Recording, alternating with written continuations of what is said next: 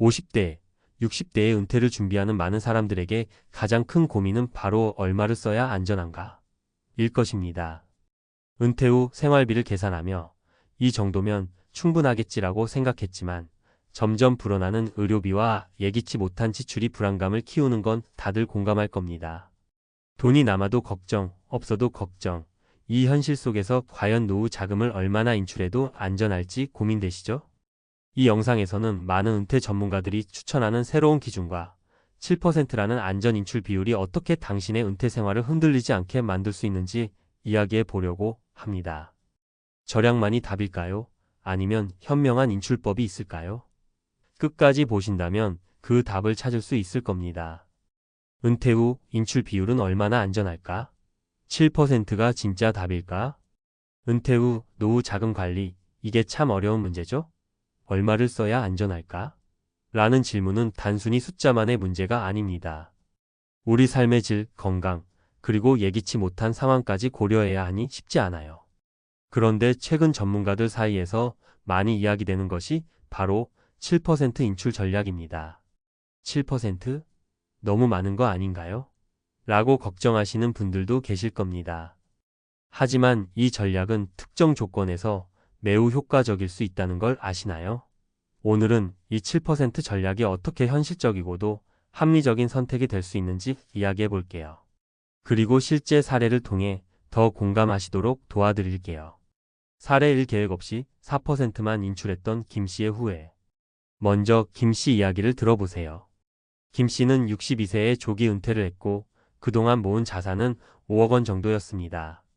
전문가의 조언대로 매년 4%만 인출하기로 했죠.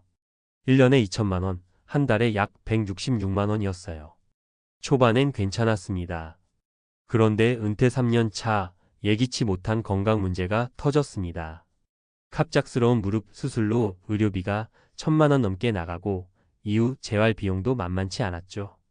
김 씨는 결국 4%만 인출하다 보니 긴급 자금이 부족해서 기존 생활비를 줄이고 자산을 팔아야 했습니다. 처음부터 좀 더 유연하게 인출했다면 이렇게까지 힘들지 않았을 텐데. 김 씨는 지금도 아쉬워합니다. 7% 전략처럼 초반에 필요한 금액을 넉넉히 설정했다면 더 안정적으로 대처할 수 있었겠죠. 사례 2 7% 전략으로 여유를 찾은 이 씨 부부. 반면 60대 초반에 은퇴한 이 씨 부부는 조금 다른 선택을 했습니다. 이들은 초반 10년을 가장 중요한 시기로 보고 7% 인출 전략을 선택했어요. 자산이 6억 원이었던 이 부부는 매년 약 4,200만 원을 인출하며 은퇴 초기 생활비로 사용했습니다. 너무 많이 쓰는 거 아니야?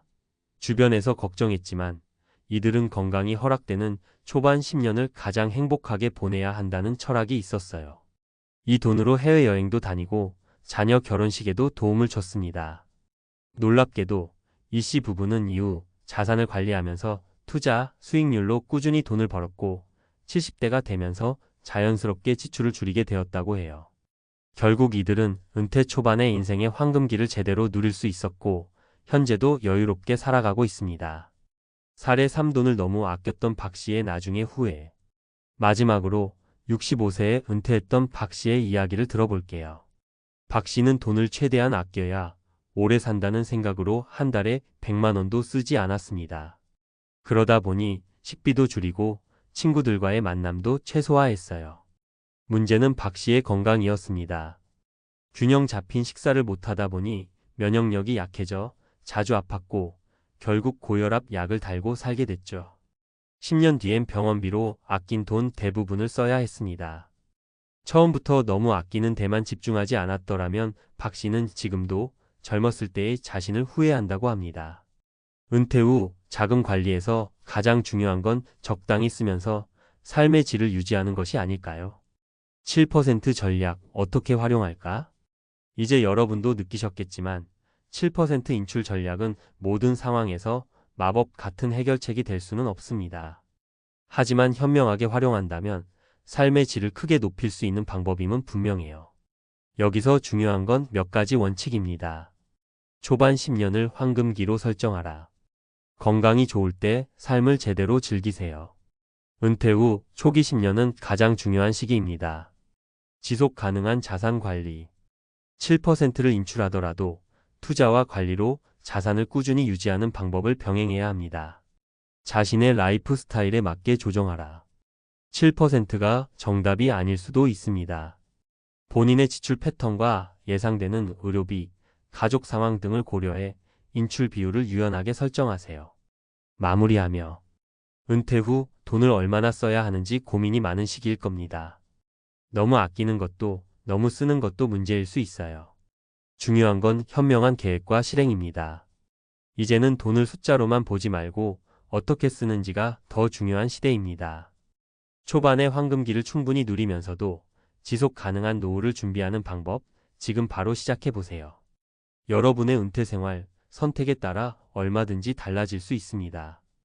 은퇴 후 자금 관리 7% 전략은 왜 논쟁적인가? 많은 사람들이 은퇴 후 자금 관리를 고민하며 과연 7%를 인출해도 안전할까? 라는 질문을 던집니다. 은퇴 생활의 안정성을 보장하면서도 삶의 질을 높이려면 적정한 인출 비율을 찾는 게 핵심인데요. 전문가들 사이에서도 이 7% 전략을 두고 다양한 의견이 나오고 있습니다. 오늘은 이를 심층적으로 살펴보면서 은퇴 생활에서 우리가 꼭 고려해야 할 몇 가지 중요한 포인트를 짚어보겠습니다.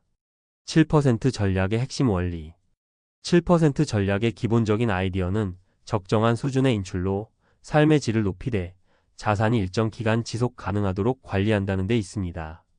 예를 들어 5억 원의 자산을 가진 사람이 매년 7%인 3,500만 원을 인출한다고 가정해 볼게요. 이 금액은 월 약 290만 원으로 평균적인 생활비와 약간의 여유를 누리기에 충분할 수 있습니다.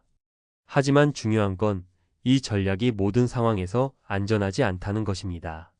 자산의 투자 수익률, 경제 상황, 예상치 못한 지출이 이 비율의 안정성을 크게 좌우할 수 있죠.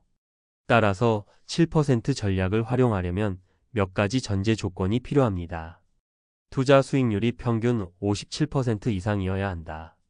투자 자산이 꾸준히 증가해야 자산 고가를 방지할 수 있습니다. 초기 인출 비율이 지나치게 높으면 안 된다. 은퇴 초반에 과도하게 사용하면 후반기에 자산 부족이 생길 위험이 있습니다. 개인의 라이프 스타일과 의료비, 가족 상황을 고려해야 한다. 고정 비용이 높은 경우 7%는 지나치게 많을 수 있습니다. 전문가의 시각 7% 전략, 유리한 상황과 위험성. 7% 전략이 효과적일 수 있는 상황은 분명히 있습니다. 예컨대 자산이 비교적 많고 초기 10년 동안 적극적으로 삶을 누리고 싶다면 이 방법이 좋은 선택이 될 수 있죠. 하지만 모든 사람이 이 전략을 그대로 적용할 수는 없다는 점에서 주의가 필요합니다. 1. 초기 10년을 즐기려는 사람들. 은퇴 후 60대 초반은 건강과 에너지가 가장 좋은 시기입니다. 이때 여행, 취미생활 등 삶의 질을 높이는 활동에 돈을 쓴다면 7% 전략은 큰 도움이 될 수 있습니다. 다만 이러한 지출은 철저한 계획 아래 이루어져야 하며 투자 수익률이 뒷받침되지 않으면 자산 고갈로 이어질 위험이 있습니다. 2. 투자 성과가 안정적인 경우. 주식, 부동산, 배당형 상품 등에서 꾸준히 5% 이상의 수익률을 얻는 사람들에게 7% 전략은 현실적입니다. 투자 수익이 일정 부분 인출 금액을 보전할 수 있기 때문에 자산 고갈의 위험이 상대적으로 낮습니다. 3. 예기치 못한 위기 상황에 취약한 경우. 반대로 예상치 못한 의료비나 가족 지원이 필요한 상황이라면 7% 전략은 오히려 위험할 수 있습니다. 이런 경우라면 초기 지출을 줄이고 자산을 더 안정적으로 관리해야 합니다. 사례로 살펴보는 7% 전략의 장단점. 1. 성공 사례에 적극적으로 인생을 누린 김부부. 김부부는 은퇴 초반에 7% 전략을 선택하며 매년 약 4,200만 원을 지출했습니다. 그들은 이 금액으로 유럽 여행, 자녀 지원, 취미 활동 등을 즐기며 은퇴 초반의 삶을 풍요롭게 보냈습니다. 이들은 또한 자산의 40%를 주식과 채권에 투자해 연평균 6%의 수익률을 유지하며 자산 고갈을 방지했습니다. 현재 70대에 접어든 이들은 자연스럽게 지출을 줄이며 안정적인 노후를 보내고 있습니다. 2. 실패 사례 의료비로 자산이 고갈된 박씨. 박 씨는 7% 전략을 사용했지만 초기 투자 실패와 의료비 증가로 인해 은퇴 15년 차에 자산이 거의 소진되었습니다. 그는 은퇴 초반에 자산을 과도하게 사용하며 장기적인 재무 계획을 세우지 않은 것이 가장 큰 문제였습니다. 3. 중도 조정 사례 5%로 시작해 7%로 전환한 최 씨. 최 씨는 은퇴 초반에 매년 5%만 인출하다가 자산 관리와 투자 수익률이 안정되면서 70대의 7%로 조정했습니다.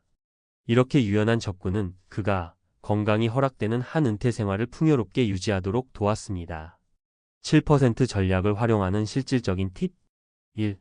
초기 57%로 시작하되 상황에 따라 조정하라. 인출 비율은 고정된 것이 아닙니다. 초기에는 5%로 보수적으로 시작하고 자산의 투자 성과와 지출 패턴에 따라 점진적으로 조정하는 것이 중요합니다. 2. 지출 항목을 명확히 구분하라.